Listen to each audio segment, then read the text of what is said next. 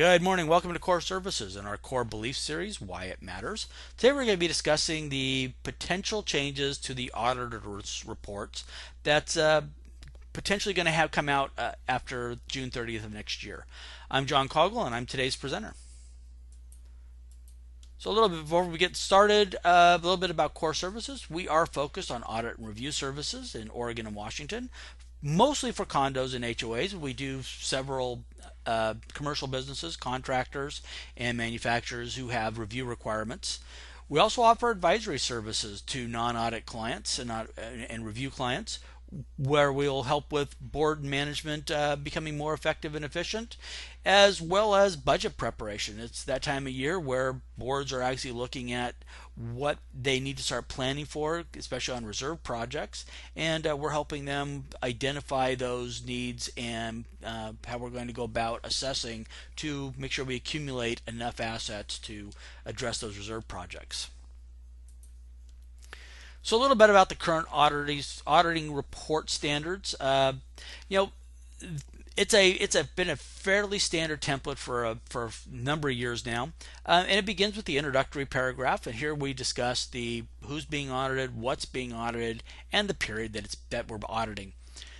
We then go into management's responsibility for the financial statements, and I understand that for condos and HOAs, the auditor actually does the preparation of the financial statements. But it's important to understand that the auditor is relying upon the information that management's presented. So yes, management is still ultimately responsible for that financial statement.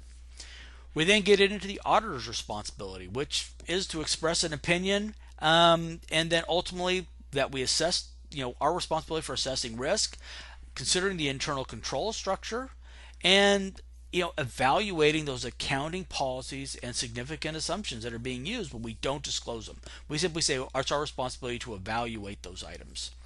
We then issue the auditor's opinion. You'll notice that it is essentially the fourth section down on an audit report that we get into the auditor's opinion. And the auditor's opinion on an unmodified report basically says financial statements are present fairly in accordance with in all material respects in accordance with U.S. accounting principles. So that's a standard auditor's report. We then may have other reporting responsibilities, such as we may issue a paragraph on our non-reporting on the required supplementary information for the reserve study. And then we have the audit firm signature and the date of the auditor's report. So right now the auditing profession is rethinking the audit report under generally accepted auditing standards to be in line with both international standards and the peekaboo standards. And so the exposure draft that was out is basically saying we need to lead with the opinion. After all, that's what we're being paid for. So get it out of the way. Let's state whether the financial statements are prepared in accordance with generally accepted accounting principles or whatever the framework is. Get that opinion stated, and then follow with the basis of that opinion. If there's what gives us the comfort to say that that opinion is correct. I mean, we're the independent auditor. We gathered sufficient audit evidence. We tested certain documents. We evaluated internal controls. Those kind of things. That's our basis for that opinion. The most important change is actually the key or the critical audit matters. Peekaboo calls them critical. The GAS is using the key audit matters. But this is going to be that area where we go into a little more detail about issues that may have a material impact to a decision maker on whether they buy into the investment or, in this case, buy a unit in a condo. This is going to be a very big thing moving forward. We're going to expand that responsibilities of management to now include governance of the board of directors. We're going to state management's responsibilities. We're going to state the board's responsibilities. And sometimes, especially in a condo or HOA, the board may actually have more responsibility as far as how things operate. But they're definitely responsible for the oversight of the financial statement. So it's no longer just management. The board is now included in this. And we're going to also then just go into that auditor's report, and we're going to basically make sure that people understand that it's our responsibility to report certain things back to the board when they're identified. So that key differences that you're going to see is obviously the location of the opinion. Instead of being in the middle of the report, it's now going to be likely moved to that first paragraph and will become the entire focus of the entire report. I think that's a good thing. This is what we're paid for. We're paid to give an opinion. I don't need to preface it, and say, okay, this is, based upon all that, here's why I think, the opinion is, our opinion is.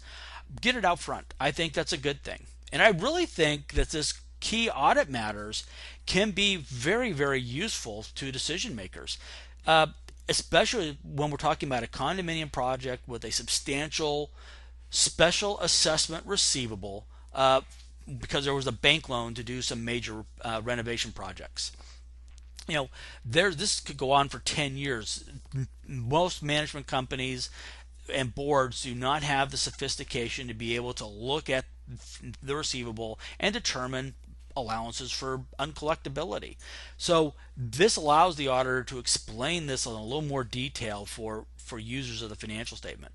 And I think another important thing, especially at this level, is that inclusion of the board's responsibilities when it comes to the financial statements. So for boards of directors, you will want to start understanding and think about ways that you can ensure the financial information you're being presented is accurate when you go to review it. Obviously, there's that expanded explanation of the auditor's responsibilities, but most importantly is the fact that we are going to be more explicit about our responsibility to communicate to the board when we find things.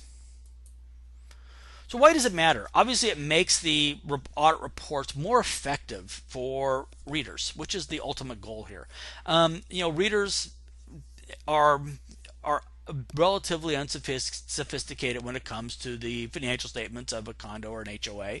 So allowing us to basically put that first paragraph as our opinion and then explain how we got there is a very useful way of doing it. And that key audit matters section can really emphasize what is going on and how it can impact the a reader's understanding of their investment.